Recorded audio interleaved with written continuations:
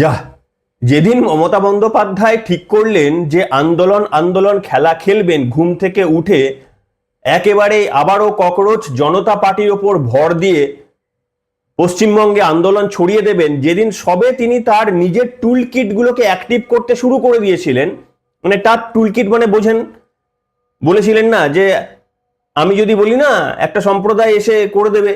তো যেদিন তিনি সেই টুল কিটকে তিনি অ্যাক্টিভেট করতে শুরু করলেন, সেদিনই কি দুর্ভাগ্য তার যে ককরোচ জনতা পার্টি দিল্লির যন্তর মন্তর থেকে উঠে যাওয়ার সিদ্ধান্ত নিলেন।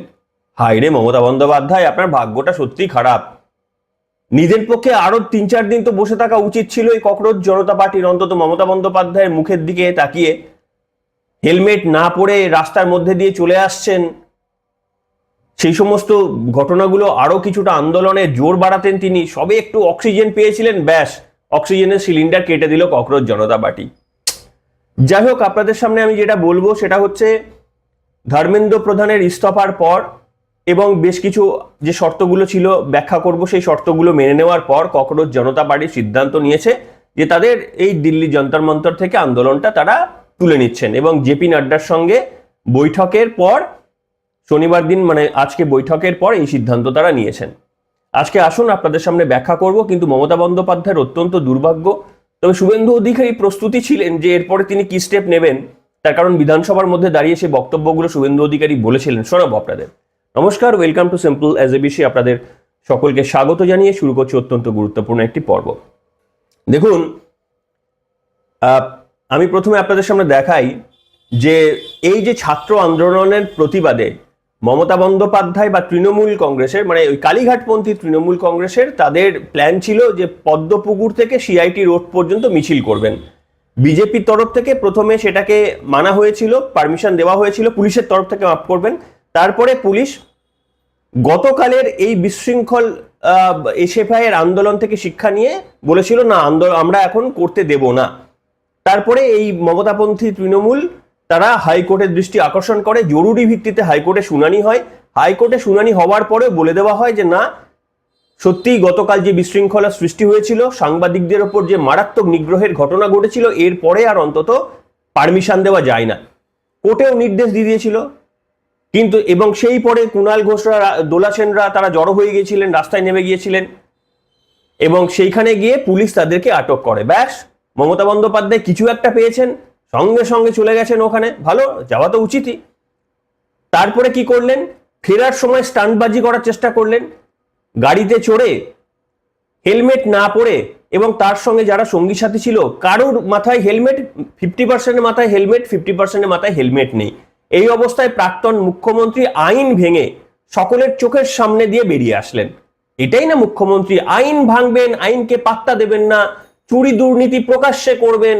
চুরি দুর্নীতি করার পর বলবেন যে কোন জায়গায় চুরি হয় না বলুন তো, কোথায় চুরি হয় না বলুন তো, কোন সরকার চুরি করেন না বলুন তো। অর্থাৎ চুরিটাকে প্রাতিষ্ঠানিক রূপ দেওয়া শুধু নয়, আইনে পরিণত করার চেষ্টা করেছিলেন।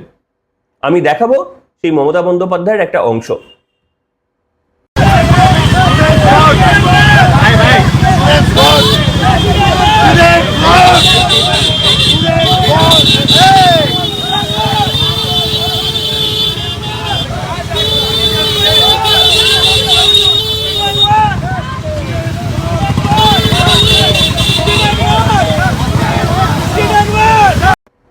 দেখলেন, মমতা বন্দ্যোপাধ্যায় যখন এই আন্দোলন খেলাটা শুরু করতে যাচ্ছিলেন, শুনছিলাম যে দিল্লি যাবেন নাকি তিনি।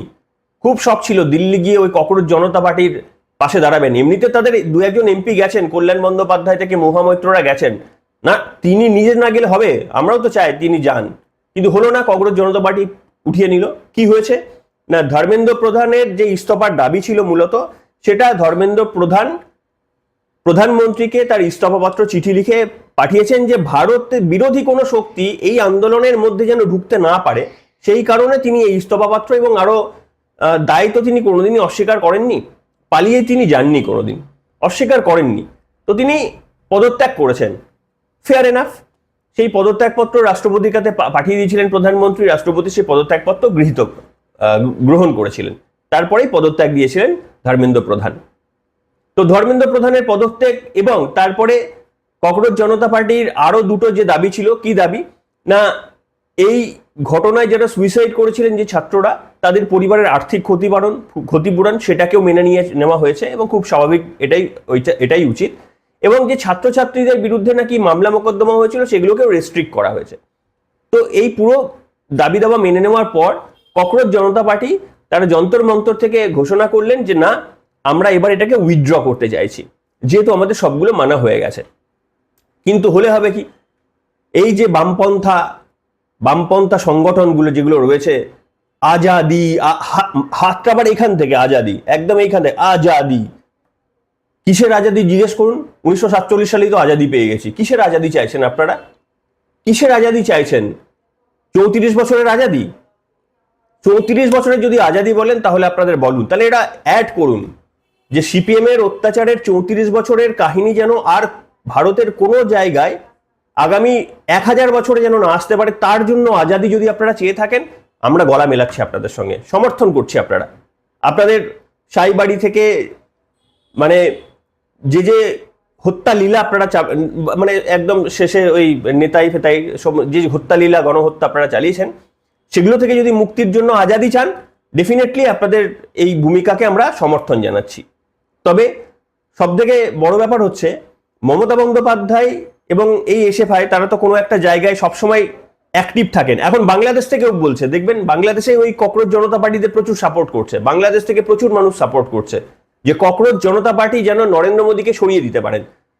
মানে দেখবেন আমাদের যে কোনো আন্দোলনে সিপিএম বলুন, কংগ্রেস বলুন এবং তৃণমূল কংগ্রেস বলুন, এরা যা দাবি তোলে, দেখবেন এই দাবিগুলো আমাদের শত্রু দেশ বলে, প্রমাণিত শত্রু দেশ বলে যারা রয়ে গেছে, যারা হিন্দু বিরোধী মানে দেশ হিসেবে নিজেদেরকে প্রতিষ্ঠা ইতিমধ্যেই করে ফেলেছে, তাদের মতের সঙ্গে আমাদের এখানকার সিপিএম, কংগ্রেস এবং তৃণমূল কংগ্রেসের বক্তব্য একেবারেই মিলে যায়, না? এটা একটা অদ্ভুত বিষয় নয়? যারা আপনারা ভাবছেন যে এই ছাত্র আন্দোলনটাকে সমর্থন করা উচিত না, যারা আপনারা ভাবছেন, ভাবার কিছু নেই। আমি সবসময় একটা সোজা রাস্তা আপনাদের বলে দিই, মমতা বন্দ্যোপাধ্যায় যেটাকে সমর্থন করবেন ঠিক তার অপোজিটটাকে সমর্থন করবেন। যদি রাজনীতি আপনি নাও বোঝেন, সব থেকে সহজ উপায় হচ্ছে মমতা বন্দ্যোপাধ্যায় যেটিকে সমর্থন করছেন বুঝবেন যে এইখানে গলদ আছে, এইখানে কিছু একটা চক্কর আছে, এটাই দেশ বিরোধী কিছু একটা বিষয় রয়েছে। ঠিক তার বিপরীতটাকে সমর্থন করলে আপনি যদি রাজনীতি নাও বোঝেন তাহলেও আপনি ঠিক রাস্তায় যাবেন।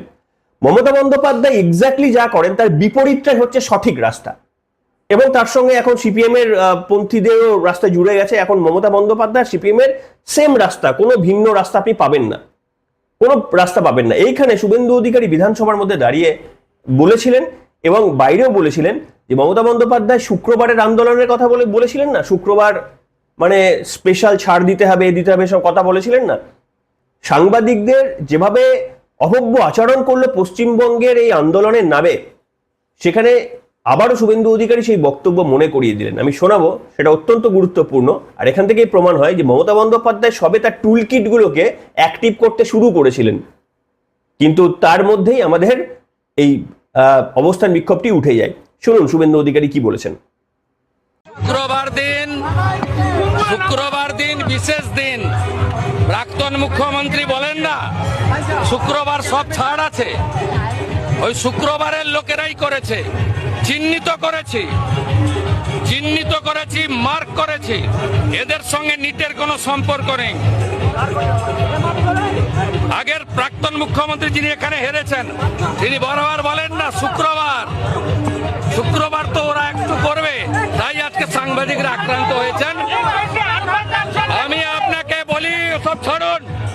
শুক্রবারীরা যারা করেছে চিহ্নিত হয়ে গেছে। কয়েকটা দিন অপেক্ষা করুন, এদের কি করতে হয় আমি জানি। শুনলেন, এটা তিনি বিধানসভার মধ্যে দাঁড়িয়েও বলেছেন। এটাই শুধু নয়, তিনি আরো অনেক বক্তব্য বলেছেন, অনেক মারাত্মক বক্তব্য বলেছেন, যে পুলিশকে সংযত থাকতে বলা হয়েছে তাই, এবং সাংবাদিকদের ঘিরে ধরে এই ককরোচ জনতা পার্টির নামে মমতা বন্দ্যোপাধ্যায় টুলকিটরা কি অভব্য আচরণ করেছে। একটা ভিডিও না দেখালে আপনাদের হয়তো বিশ্বাস হবে না, একটা ভিডিও আমি দেখাতেই পারি আপনাদের সামনে, যে কিভাবে মমতা বন্দ্যোপাধ্যায়ের টুলকিটরা এবং সিপিএম এর টুলকিটরা মিলে কিভাবে সাংবাদিকদেরও পর্যন্ত নিগৃহীত করেছেন। কোনো মানে মারধরের ভিডিওটা আমি দেখাবো না ইউটিউবের গাইডলাইন্সের জন্য, তবে একজন মহিলা সাংবাদিককে ধরে কিভাবে অভব্য আচরণ করা হচ্ছিল, মিডিল ফিঙ্গার দেখানো হচ্ছিল, সেই অংশটা আমি দেখাতে পারি, দেখুন।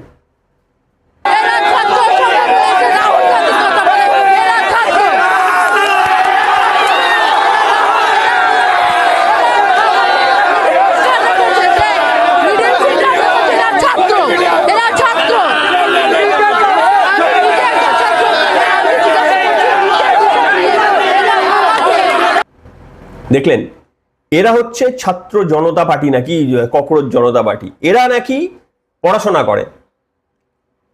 আমি অনেক ভিডিও দেখিয়েছি যে এরা কোন বোর্ড নিয়ে পড়ে, কোন স্কুলে পড়ে, সেই তথ্যই এরা বলতে পারছে না।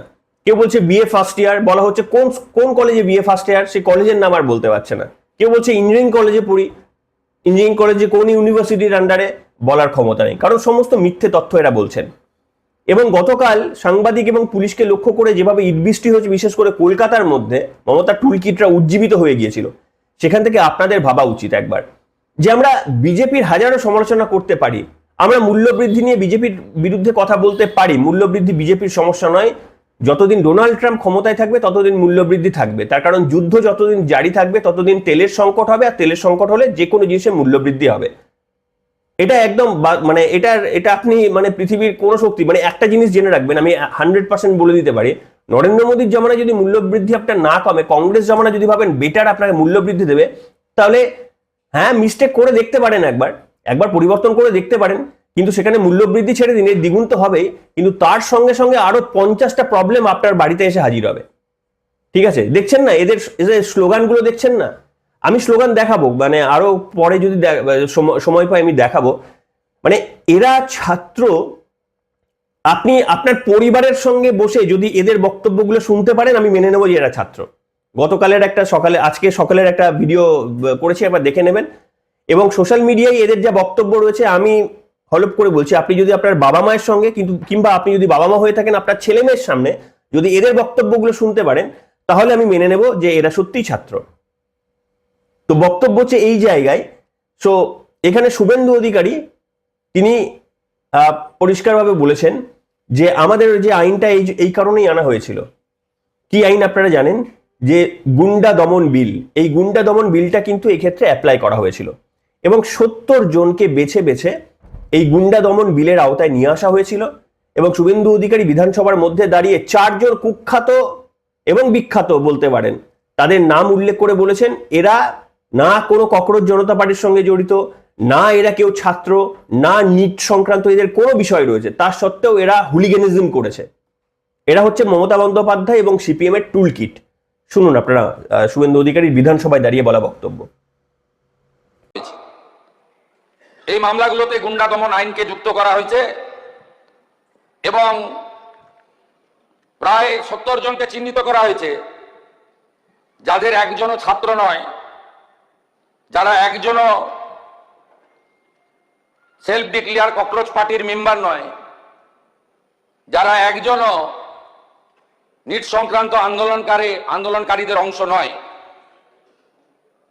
4 জন কুখ্যাত লোকের নাম আমি এখানে বলছি, যাদেরকে আমরা ছাড়বো না। আরো বাকিগুলোর নাম তো আমি এখানে বলে সময় নষ্ট করব না। Afroz of Rajabagan, Nahid of Khidirpur, Tanveer and Nizam of Iqbalpur, Rahul Jamal of Watgunge. এই 5টা গুন্ডার নাম আমি এখানে ঘোষণা করলাম। শুনলেন, বুঝতে পেরেছেন? এখন ছাত্র নাকি এখন পশ্চিমবঙ্গে এবং ভারতবর্ষে নাকি সবাই ছাত্র। রাহুল গান্ধী তো এখনো ছাত্র, কত 55 না কত ইয়ার্স আমি জানি না, আর কয়েকদিনের মধ্যে সিনিয়র সিটিজেন হয়ে যাবে, 55-এরও বেশি এখন, আর কিছুদিনের মধ্যে সিনিয়র সিটিজেন হয়ে যাবে, তিনিও তো এখনো ছাত্র। পৃথিবীর তো ভারতবর্ষের তো এখন সবাই ছাত্র। আমাদের একটা জিনিস ভাবতে হবে, আমাদের অত্যন্ত দুর্ভাগ্য আমাদের ওয়েট করছে। এই যে ছাত্র যারা হিসাবে যাদের দেখালেন না, এরা আমাদের সাইড বেঞ্চ। মানে কোনোদিন বিজেপি তো দেখুন সারা জীবন ক্ষমতায় থাকবে না, এবং এটাই স্বাভাবিক। দুদিন পর আপনারা যারা দেখছেন তারাই বিরক্তি প্রকাশ করবেন, এবং এটা নর্মাল, কারণ এক মুখ দেখতে দেখতে দেখতে দেখতে দেখতে মনে হয় এটা চেঞ্জ করে দেখি। কিন্তু আমাদের সাইড বেঞ্চটা একবার ভালো করে দেখে নিন, কারা রয়েছে আমাদের সাইড বেঞ্চে। এই সাইড বেঞ্চে যারা রয়েছে, এরা যদি কোনোদিন আমাদের ক্ষমতায় আসে, তাহলে কিন্তু সেদিন আর অভিযোগ করবেন না, সেদিন আর বলবেন না কেন আপনাদের মা কালীকে প্রিজন ভ্যানে তোলা হলো, সেদিন আর বলবেন না যে একটা হিন্দু নারী নির্যাতিতা হলে আপনারা কেন চুপ হয়ে যান, কেন তার বিরুদ্ধে কোনো প্রতিবাদ, কোনো পুলিশ নেবে না, কেন কোনো কোথাও গিয়ে কোনো কিছু হবে না। তখন আরজি করের মতো আন্দোলনগুলো কি ফের আপনাদের করতে হবে এবং তার কোনো জাস্টিস পাবেন না। এইটা যদি আমাদের সাইড বেঞ্চ হয়ে থাকে এবং এটার জন্য যদি আবারও আমরা পরিবর্তন করতে চাই, মানে আমি রাজ্যের কথা বলছি না, রাজ্যে ছেড়ে দিন এখন 20 বছর, আমি দেশের কথাও বলছি, দেশের পরিস্থিতিও এরকম হতে পারে। তো আমার বক্তব্য হচ্ছে আমাদের এটাই দুর্ভাগ্য, আমরা নরেন্দ্র মোদীর সাবস্টিটিউট চাই, আমরা চাই বিজেপির পরিবর্তন কেন্দ্রে, আমিও চাই যে বিজেপি কেন্দ্র থেকে সরে যাক, অল্টারনেটিভ কে, কাকে আনবো, এদেরকে? আরে বাপরে কি বলছেন, এদেরকে আনবো? এই যাদের মুখ যাদের দেখছি, যারা নিজেদের একটা আন্দোলন করার ক্ষমতা নেই, এই সমস্ত ছাত্রছাত্রীদের লেলিয়ে দিয়ে যারা আন্দোলনের নামে পেছন থেকে বসে আছেন, তাদেরকে সামনে আনবেন? কেউ চায়নার প্রতিনিধি, কেউ পাকিস্তানের প্রতিনিধি, কেউ বাংলাদেশের প্রতিনিধি, এদেরকে নিয়ে আপনি ভারতের উন্নতি করবেন? এরা আসলে তো ডোনাল্ড ট্রাম্প তো মানে বিরাট খুশি, গোটা পৃথিবী খুশি হবে যদি এই পরিবর্তন দেখেন। পাকিস্তান আনন্দের নাচানাচি করবে, বাংলাদেশ, পাকিস্তান, চায়না এরা আনন্দের লুটুপুটি খাবে যে যবে বিজেপি ক্ষমতা থেকে যাবে। তো আমরা বিজেপিকে সরাতে চাই, কিন্তু আমরা বিজেপিকে সরাতে বিজেপির থেকে ভালো কোনো দল দিয়ে রিপ্লেস করতে চাই। আছে আমাদের কাছে অপশন, এইটা আমাদের গণতন্ত্রের সব থেকে বড় সংকট। আপনি যদি বিজেপিকে এদের দিয়ে রিপ্লেস করেন তাহলে ছেড়ে দিন, এই যা আমাদের দিন চলে এসেছে, এই একটা ভুল আমাদের একটা ভুল আমাদের মানে অস্তিত্ব বিপন্ন করে দেবে। তার কারণ মমতা বন্দ্যোপাধ্যায় সরকার দেখেছেন দুর্নীতিকে আইনে পরিণত করার চেষ্টা করেছিলেন এই ভদ্রমহিলা, দুর্নীতিকে আইনে প্রকাশ্যে বলতেন, দুর্নীতির হয়ে সাফাই প্রকাশ্যে গাইতেন, মুখ্যমন্ত্রীর চেয়ারে বসে দুর্নীতির প্রকাশ্যে সাফাই গাইতেন। এই ধরনের মহিলা যদি মানে চলে যায়, প্রধানমন্ত্রী দিল্লির জায়গায় যদি কোনোদিন চলে যায়, তাহলে না সেদিন এই সিদ্ধান্তটাকে ক্ষমা করতে পারবেন না। আমার তো বিজেপির উপর প্রচুর ক্ষোভ, আমি বিভিন্ন জায়গায় বলি, আপনারা শুনেছেন, আমার বাকি পর্বগুলো 1 মাসের পর্ব শুনে নেবেন, এই বিজেপির ওপর তো প্রচুর আমার ক্ষোভ রয়েছে। কিন্তু আমার সব থেকে আরো বেশি ক্ষোভ বা মানে প্রবলেম যে আমার এর কোনো অল্টারনেট নেই, আপনি কোনো দ্বিতীয় রাজনৈতিক দলের কাছে যেতে পারবেন না। যদি যান তাহলে ওই বললাম, ওই কালিদাসের মতো নিজের গাছের ডালটা বসে নিজের গাছের ডালটা কাটা ছাড়া আর কোনো মানে যুক্তি আমি এর থেকে ভালোভাবে বলতে পারবো না। আপনারা লিখে জানান, মৌন হলে থাকলে চলবে না।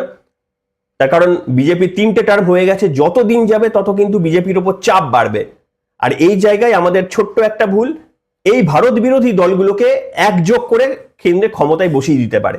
আর সেই দিন ভারত ছেড়ে দিন, আমাদের অর্থনৈতিক ব্যবস্থা, আমাদের ছাত্রছাত্রীদের হাল থেকে সব জায়গায় যা পরিণতি হবে, দ্বিতীয়বার রিগ্রেট করার সময় পাবেন না।